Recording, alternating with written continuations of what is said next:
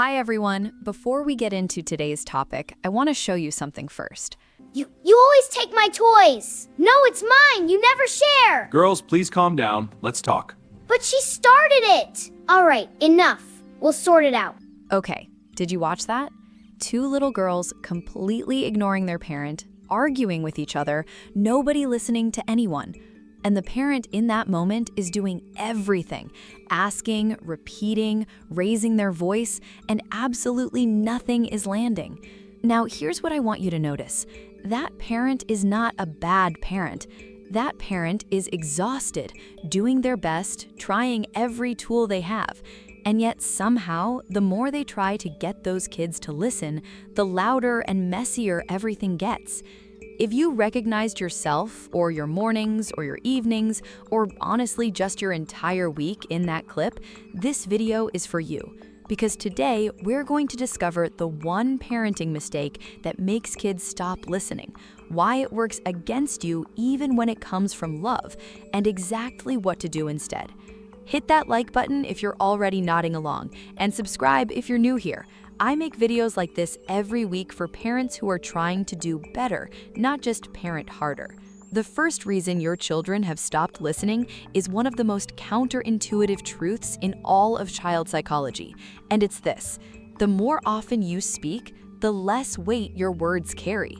When instructions come constantly, a steady stream of "stop that," "come here," "don't do that," "I said no," "how many times do I have to tell you?" Children's brains begin to process your voice as ambient noise rather than signal. This isn't defiance and it isn't disrespect. It is a neurological reality. The brain learns to filter out sounds that have become predictable and low consequence. And a parent who talks a lot and follows through inconsistently becomes, over time, very easy to tune out. Not because your child doesn't love you, because their brain has learned, accurately, that most of what you say doesn't require immediate action. The second reason is emotional disconnection, and it lives quietly behind the louder moments. When children spend most of their interactions with a parent in correction mode, being told what not to do, what to stop, what to change, they begin to associate that parent's voice primarily with criticism. And here's what happens next. Human beings, including small ones, instinctively pull away from voices that feel corrective rather than connective. They don't do this consciously, but they do it reliably. The listening shuts down not because they can't hear you, but because somewhere underneath the daily noise, the relationship has started to feel more like management than connection. The third reason is that children, especially young ones, are almost always responding to something, a feeling, a need, an unmet moment from earlier in the day. And when we try to get compliance without addressing what's actually driving the behavior, we're solving the wrong problem entirely. Two girls fighting over a toy isn't really about the toy. Two girls who won't stop arguing when a parent asks them to aren't being malicious. They're often two little people who feel overlooked or overstimulated or undertouched emotionally, and the behavior is the most available language they have.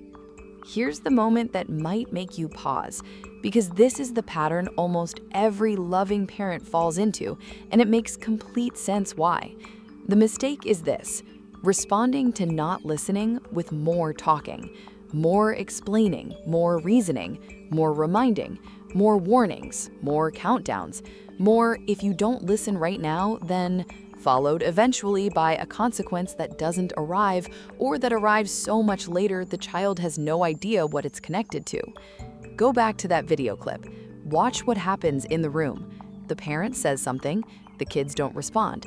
The parent says it again with a little more urgency. Still nothing. By the third or fourth time, the parent's voice has changed, sharper, louder, more emotionally charged, and the children have escalated too, feeding off that energy without even understanding why. This is the loop, and this is why it's so hard to break. In the short term, it sometimes works. Eventually, the countdown reaches 1, or the voice gets sharp enough, or the frustration becomes visible enough, and the children comply. which teaches the parent that persistence works and simultaneously teaches the children that nothing is real until the parent reaches that particular level of urgency. So both of you are being trained by the same dynamic in opposite directions every single day. The other piece of the mistake, and this is the sharper truth, is that every extra repetition communicates something your child hears very clearly, even if they can't put it into words. You don't actually expect me to listen the first time, and children rise or fall to exactly what we expect of them. The first and most important shift is to say less and mean more. This means deciding, before you speak, whether this is something you're actually prepared to follow through on, because if you're not, it is genuinely better to not say it at all. One calm, clear instruction, delivered once, followed by consistent and immediate action if it isn't followed, does more in a week than months of repeated warnings ever could. Get close before you speak. Not from the kitchen, not from the other room, close, eye level if you can. A gentle touch on the shoulder. Their name first, then one sentence. Alex, shoes on, please. Then stop talking. Let the silence do work. Silence, used with calm confidence, communicates authority far more effectively than volume. Rebuild connection outside the instruction moments. This is the piece that feels like it has nothing to do with listening, and it is actually the most important lever of all.